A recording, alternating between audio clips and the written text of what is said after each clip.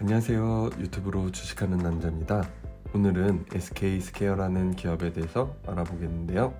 SK스퀘어는 지난 10월 12일 주주총회 때 SK텔레콤의 인적 분할이 결정되면서 SK텔레콤으로부터 분할되어 11월 29일에 상장된 회사인데요. SK스퀘어와 SK텔레콤의 지배구조는 다음과 같이 확인해 볼 수 있겠습니다.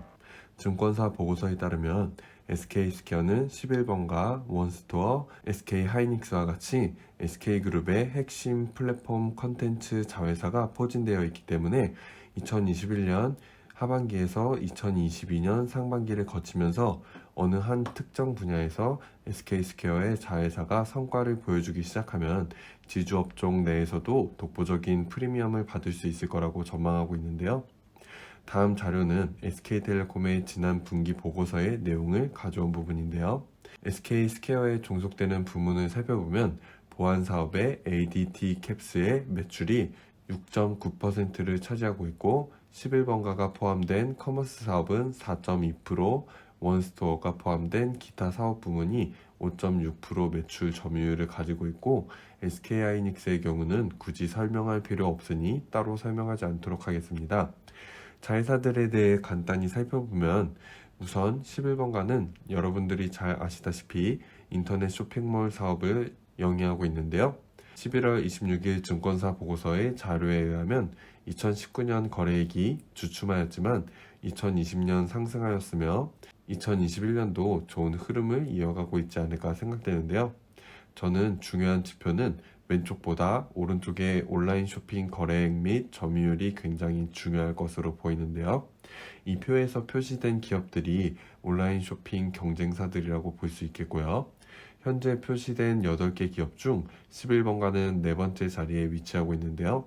쉽게 말해 11번가가 다른 기업들의 점유율을 가져와 앞에 세 기업을 따라잡을 가능성이 높을지 또는 다른 기업들에게 점유율을 빼앗겨 뒤의 기업들에게 따라잡힐 가능성이 더 높을지가 관건이 되지 않을까 생각되는데요.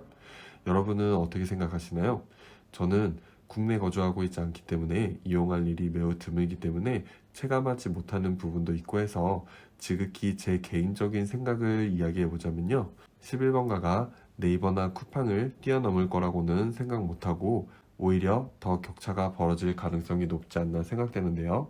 네이버의 경우 현재로서도 가장 높은 점유율을 차지하고 있고 추후 메타버스가 더 발전하게 된다면 제페토를 가지고 있는 네이버의 경우 네이버 쇼핑도 연동되어 더 큰 시너지 효과를 볼 수 있지 않을까 생각되고 쿠팡 역시 말도 많고 탈도 많은 기업이고 비록 상장 후 주가는 이렇게 안 좋은 흐름을 보여주고는 있지만 미국 시장에서 상장하여 글로벌 기업으로서 발돋움하며 점차 점유율을 높여가고 있는 기업이고 이베이는 설령 점유율을 조금 내어준다고 하더라도 이베이의 경우 비교할 수 없는 글로벌 기업이기 때문에 앞쪽 순위가 쉽게 변동되기는 어렵지 않을까 생각되고요. 11번가 뒤쪽 기업도 살펴보면 롯데온, 위메프, 티몬, 카카오가 뒤를 잇고 있는데요. 롯데온은 저도 잘 모르지만 아마도 롯데 계열사로 11번가와 마찬가지로 계열사의 포인트라든지 혜택을 이용한 적극적인 마케팅을 필두로 하지 않나 생각되는 부분이 있고요.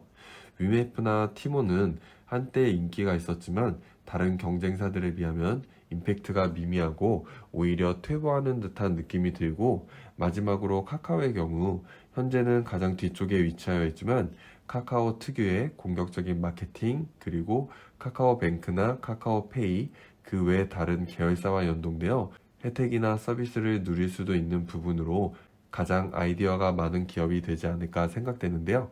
그런 의미에서 저는 향후 점유율 순위가 이렇게 바뀔 수도 있지 않을까 하는 생각을 해보는데요. 그렇기 때문에 만약 제가 인터넷 쇼핑몰 사업에 투자를 한다면 안정적인 네이버나 쿠팡에 투자를 하거나 추후 성장성이 기대되는 카카오에 투자를 하지 않을까 생각되는데요. 그렇기 때문에 저는 11번가의 투자 메리트를 크게 느끼지 못하는 부분이 있는 것 같습니다.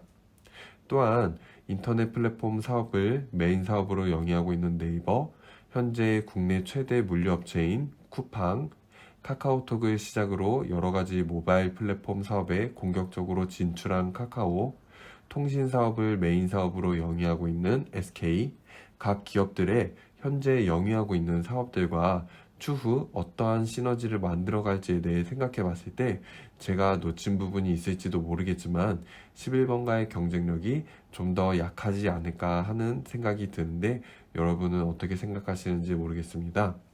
두 번째로 ADT 캡스인데요. ADT 캡스는 앞서 이야기한 것처럼 통신 사업만큼은 아니지만 나름 비중 있는 매출 실적을 보여주고 있고 계속해서 발전해가는 디지털화와 사물 인터넷의 발전 등과 함께 고도의 수법의 범죄도 증가하게 되면서 보안 사업도 점점 발전하고 필요성도 높아질 것으로 생각되어 긍정적으로 보는 사업 부문이고요. 원스토어의 경우 이동통신 3사와 네이버가 만든 안드로이드 기반의 앱스토어로 수많은 이벤트와 혜택을 내세워 고객층을 늘려가기 쉬운 가장 기대되는 사업 부문이 되지 않을까 생각되는 부분입니다. SK하이닉스는 올 2분기부터 하락 추세를 보여주다 최근 반등이 나오고 있는 부분인데요. 반도체 수요는 4차 산업의 필수 요소이므로 앞으로도 계속 좋은 전망을 가져갈 것으로 보고 있기 때문에 그냥 하던 대로 잘해주지 않을까 생각됩니다. 그러므로 SK스퀘어의 종속 회사에 대한 제 개인적인 생각을 한 줄 평가로 해보자면 원스토어가 가장 성장성이 기대되는 부분이 되지 않을까 생각되고요. 그 다음으로는 SK하이닉스의 지속적인 수요와 그에 따른 성장으로 안정적으로 성장할 것으로 기대되는 부분이고 ADT 캡스는 앞으로의 수요 증가가 기대되고 그에 따른 점진적인 성장도 기대되는 부분이라고 생각되고요. 마지막으로 11번가에 대해서는 앞서 이야기한 것과 같이 제 개인적으로는 시장 점유율을 유지 및 신규 고객 유치를 위해서는 11번가만의 특별한 마케팅이 필요한 시점이 되지 않을까 생각되는 부분입니다. 아마도 다음 SK스퀘어에 대한 증권사 보고서를 제가 감히 예측해보자면 반도체 수급 문제 완화 및 수요 증가와 함께 SK하이닉스의 목표가 상향 조정, 원스토어의 이용자 증가 및 계속되는 증가 추세, ADT 캡스 완만한 성장에 대한 기대감의 내용이 포함되지 않을까 생각해봤습니다. SK스퀘어 차트를 살펴보면요.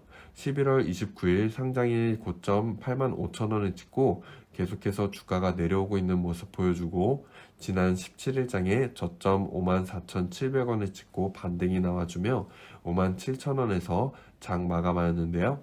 일반적으로 상장 후 변동성이 큰 흐름이라고 생각하시면 될 것 같고 상장한 지 얼마 되지 않았기 때문에 아직 바닥을 확인할 수 있는 단계는 아닌 것 같다는 생각이 들고요. 개인적으로는 더 빠질 가능성도 있을 것으로 생각되며 만일 5만원 아래로 빠지게 된다면 대략 44,000원, 45,000원 부근까지 내려올 가능성도 있을 수 있지 않을까 생각되는데 그건 좀 시간이 지나봐야 알 수 있는 부분이 될 것 같습니다. 분할 상장 후 고점에서 매도 기회를 놓쳐 물려 계신 분들은 하락 추세의 끝이 아직 보이지 않는 상황에서 매수하지 마시고 충분히 시간을 두고 저점을 확인한 후에 크게 평단가를 낮추는 기회로 삼으면 좋을 것 같다고 생각됩니다. 시간을 두고 차트가 어느 정도 모양을 갖추게 되면 추후 다시 살펴보도록 하겠습니다. 오늘은 최근 SK텔레콤으로부터 인적 분할 상장한 SK스퀘어라는 종목에 대해 살펴봤고요. 최근 날씨도 많이 추워지고 있는데 여러분들도 몸 관리 잘 하시고 다음 한 주도 힘내세요.